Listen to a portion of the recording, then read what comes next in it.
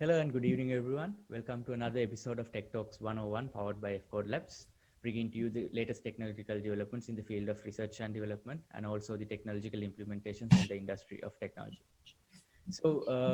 Having completed 4 episodes, we are moving into our 5th episode, and we have another very incredible personality that we have that here with us today to speak about his research in the domains of video understanding, tracking, and neural network architecture. He is also a former graduate from the Faculty of Engineering of the University of Moratuwa from the Department of Electronics and Telecommunications Engineering. And currently he is a first year PhD student at the University of California, Berkeley in the United States of America. And speaking more about him, he was also a research engineer at Inception Institute in Abu Dhabi. And also he was also interning at Data 61 in Australia when he was an undergraduate of the Faculty of Engineering of the University of Moratuwa. Yeah, so please welcome Mr. Jathushan Rajasegaran. We have here with us today.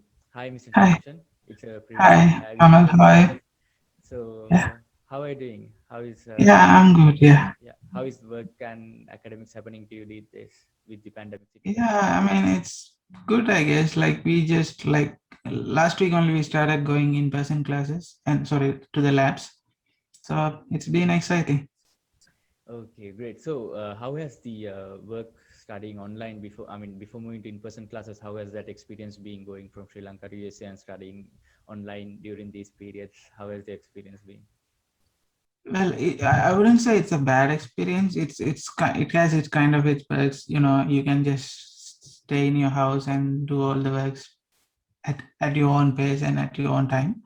It's fine, but after coming to US and like doing this meeting people in person, I would definitely say there's a huge difference in terms of like sharing ideas and like talking about research.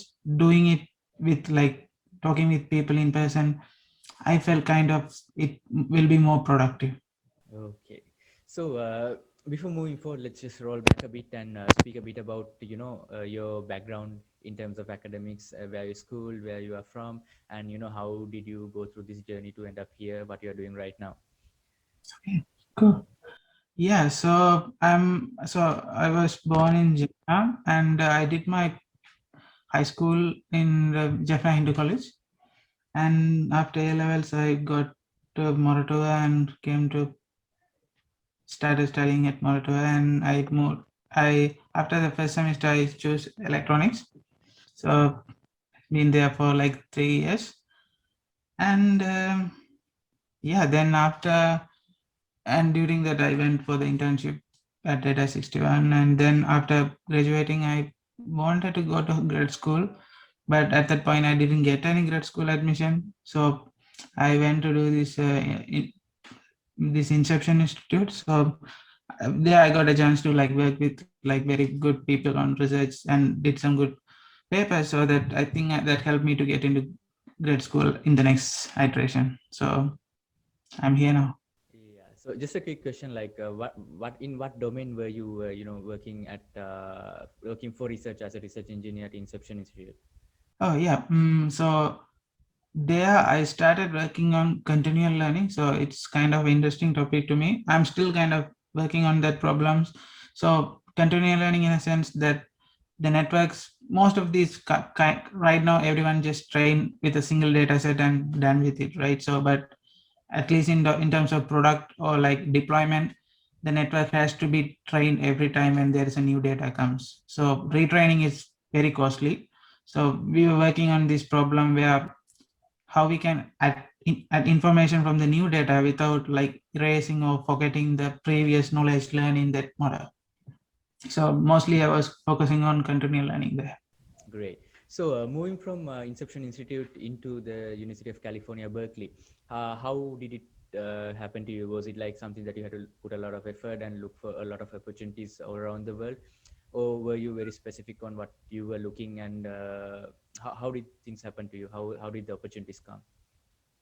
Yeah, so as I told already that I wanted to go to higher studies, but I think at the end of, the final year, I was trying to apply to all these grad school like MIT, Stanford, all these big schools, but I didn't get any of that. I think I applied for like 10 grad schools. I didn't get any of them.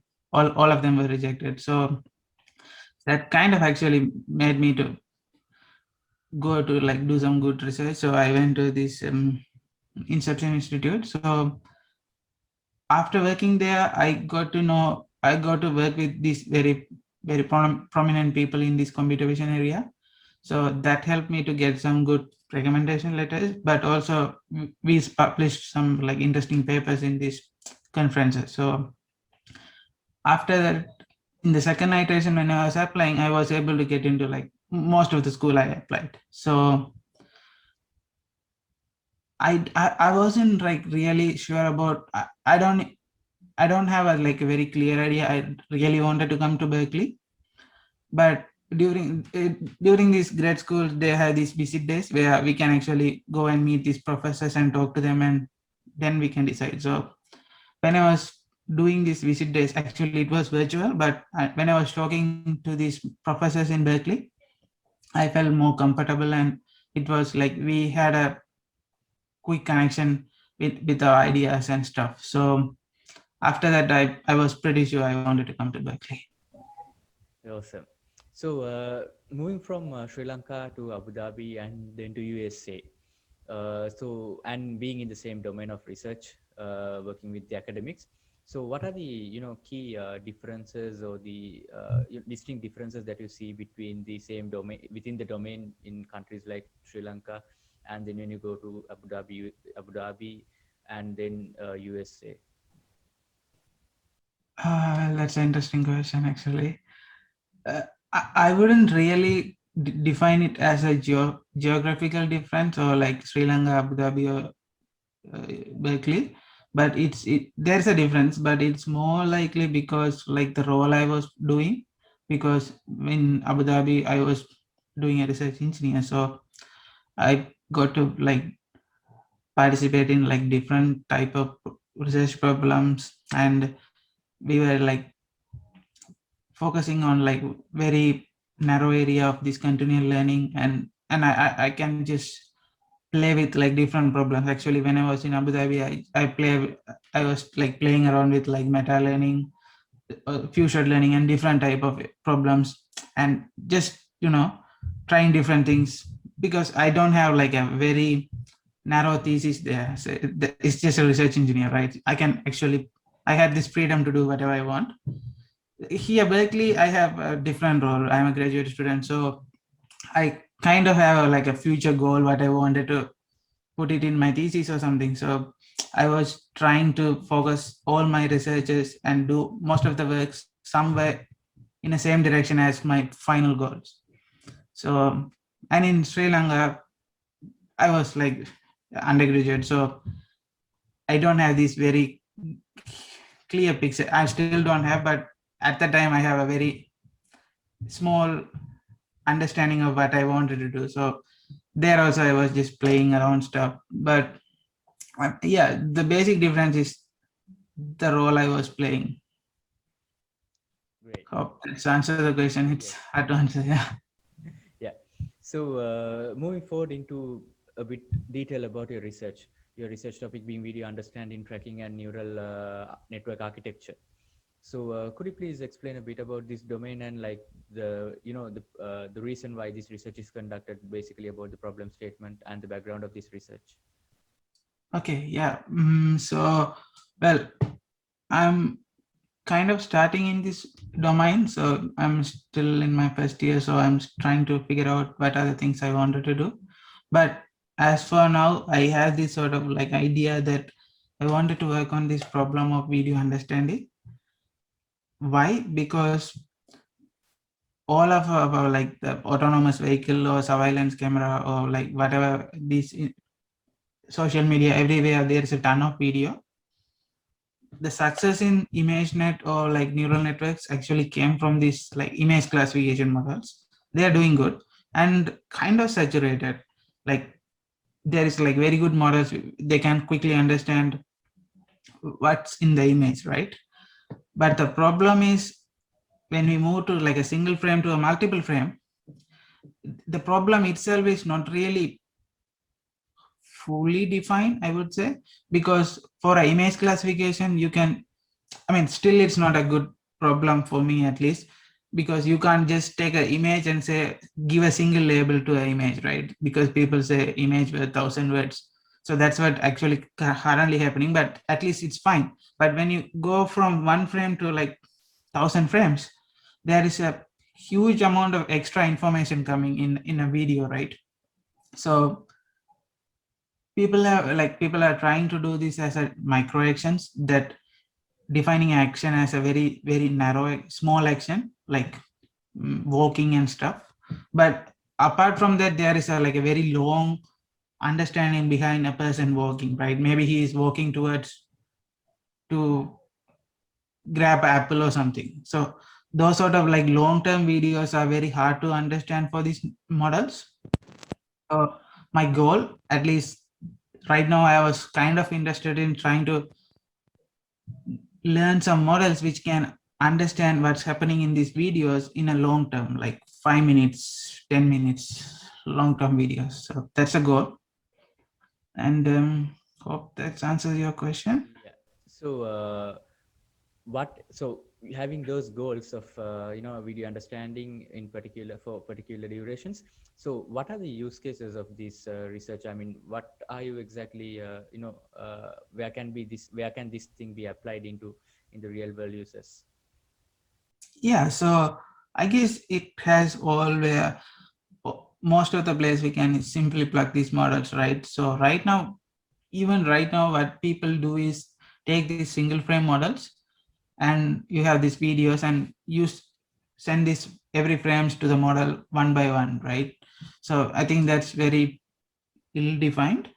So the better way is to take a set of videos or at least multiple frames and send. There are models which can do this multi-frame inference, but the goal is to, like, sorry, not the goal, but you can use it anywhere, like, so surveillance camera and like these autonomous vehicles. So I was like looking at these videos from Tesla's. They're doing good, but still the inference is like a single frame model, so there is no coherent like understanding between two other frames. So there's a lots of information you can grab from adjacent frames, right? So Yes. yeah, so you can use it for autonomous vehicles or surveillance cameras, or like even to like understands what happens, like take in data from this social media and stuff. Great. So, working in this domain of researchers, I believe there's there would be a significant gap in where the research and development would stand and what has currently being implemented in the industry. So, do you have any, collaborations or any other parties that are involved with research where you get significant inputs and support from the industry itself, or is it just a research that you carry out with the university?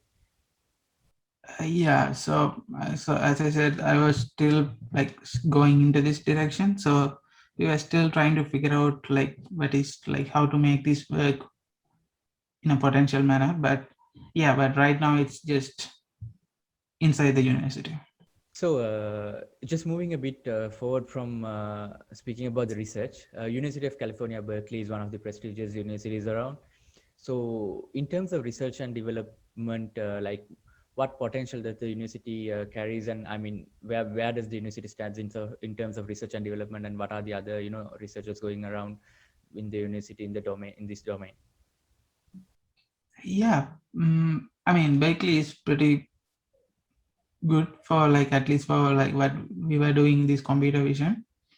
So like there is like ton of like very famous faculty in our lab, like Professor Malik, Professor Efros, and Professor Kanasawa. So there is a ton of like famous computer vision faculty, and like there is not only so I'm actually from this lab called Berkeley Artificial Intelligence Research.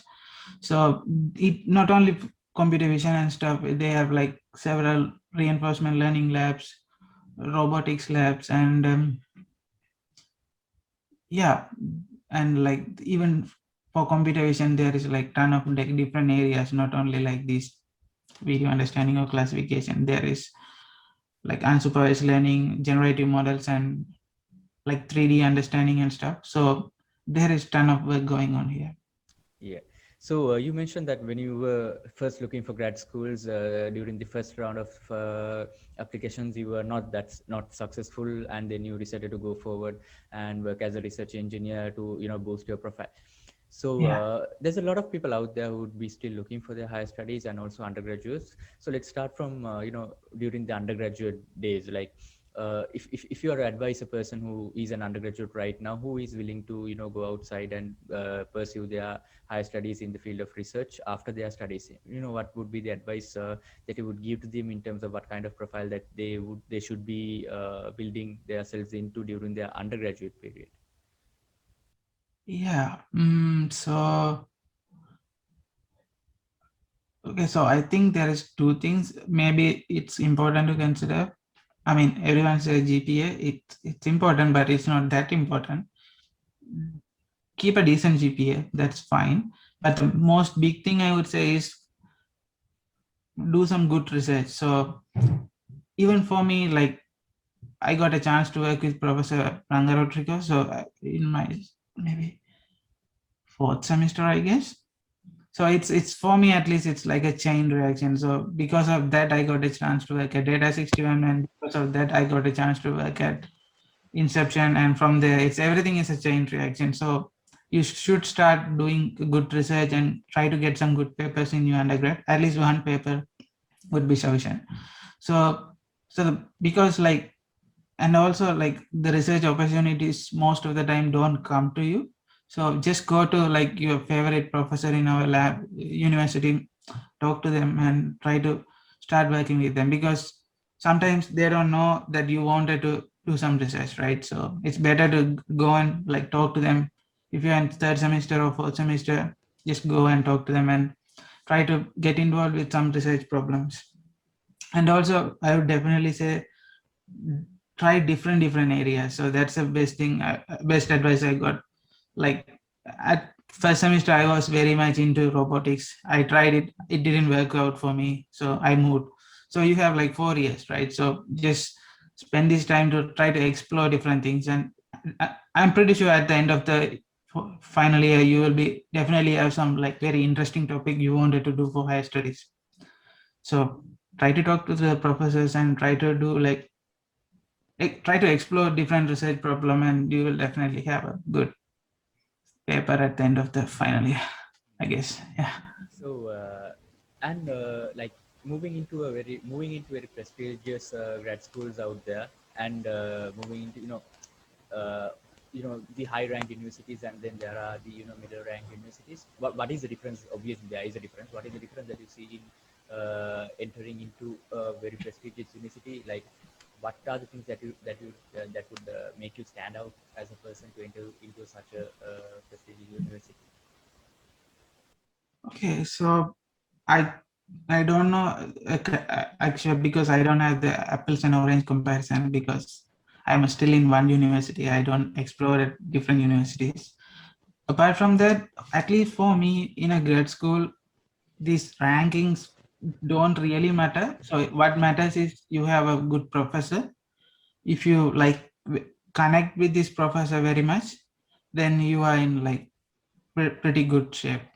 So like at the end of the day, grad school people don't really going to say, okay, he's from this school, he's from this school. The most important thing will stand out is, okay, he wrote this paper and he wrote this paper.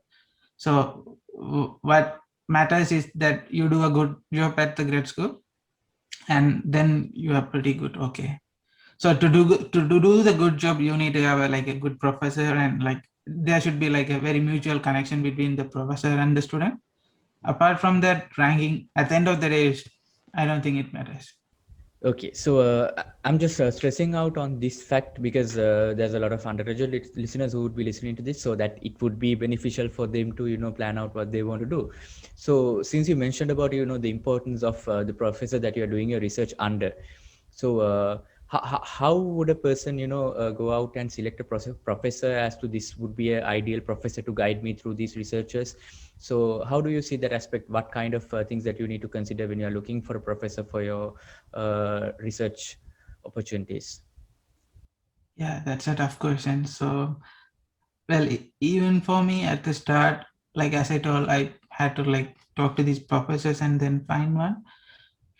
Even after that, I don't really have a good idea. So at least for me, at least in Berkeley, so you will have like first year, you don't get a professor. You can like work with anyone you want. And after first year only, you need to like finalize. So he's going to be my supervisor. So for me, it was very easy. So I got a chance to like talk with like different professors for the whole year, and then you will get a good idea only if you start working with them. Just talking to them like or a email or like a one day chat is not really going to get a whole idea how they are very compatible with your ideas and stuff, right? So working with them, start a project, and that will be helpful to understand how these professors are sharing their ideas and helping in a problem. So at least for me, it was really helpful. So I got a chance to like work with different professors over the first year, and at the end of the day, I had a clear idea. I wanted to work with this professor, so that was good. But yeah, it's very hard to find very compatible professors before like talking to them or looking at their profile. But at least to get a start, I mean, once you start working on like at least a one problem, say computer vision or something, you will read more papers and you will start writing papers. So and at end of the day, you will have some sort of like clear idea how these professors are the recent papers of Professor A or Professor B, and that will sort of help us to like if this Professor B is writing very interesting papers, if you feel those papers are very interesting, I think that would be a good point to contact him or her. But yeah, it's hard. I agree. Yeah, but if you start working on this problem for a while, one year or 2 years, so that's why I told like start doing this research problem early as possible, like third semester or fourth semester. So you will have like 1 or 2 years to figure out what are the problems are interesting and what are the problem you should do, and after that you will have some sort of clear idea. Okay, this person is, because you will read lots of papers, right? So you will know this person is writing very interesting papers. Maybe it's better to write to him or her like that. It's a hard problem. I agree. Yeah. Yeah. Okay, great. So we've had a very informative discussion about how a person would look for higher studies and how things would turn up for any person who is looking for higher studies and research as their future. So just moving out from there, just the last bit of questions that I have for you. So what are your future aspirations? What are you planning to do once you go out of grad school? Are there any specific plans? Well, I still don't have a clear idea because all my things I really don't have a clear idea when I start things. So like even for after coming to grad school, only once I talk with people, I got a chance to. I wanted to work on this video understanding problem and stuff. So I still don't have a clear idea what I wanted to do for my next year. So that's fine. So I don't have any idea what I wanted to do after 5 or 10 years. But definitely I will be doing research, mostly in computer vision and deep learning. But where, when, I don't know. Okay. Yeah. So, yeah, like I said, it has been a very fruitful conversation with you today, and thanking you for taking time Yeah, off and sitting with us for this discussion. yeah, it was great. Yeah. So, yeah. So today with us for the episode, we had Mr. Jathushan Rajasegaran, and he is currently pursuing his higher studies at the University of California, Berkeley, in the Berkeley Artificial Intelligence Research, and he's working on the research topics, video understanding, tracking, and yeah. So we wish you all the best in for your research activities and all for your all the higher studies, and also whatever you want to pursue and whatever you want to achieve in the years to come. So thank you Yeah, very much, Mr. Jathushan. yeah, perfect.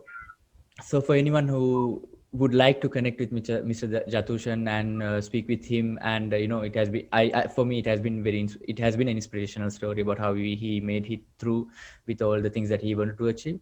and having a clear mindset about where he wanted to go. So if anyone who wants to get in contact with him, I believe you can get in contact with him through Facebook or LinkedIn. Am I correct? Yeah. Yeah, of course. Yeah. So thank you very much again, and All right. that is Perfect. it from the fifth episode of Tech Talks 101, powered by F Code Labs.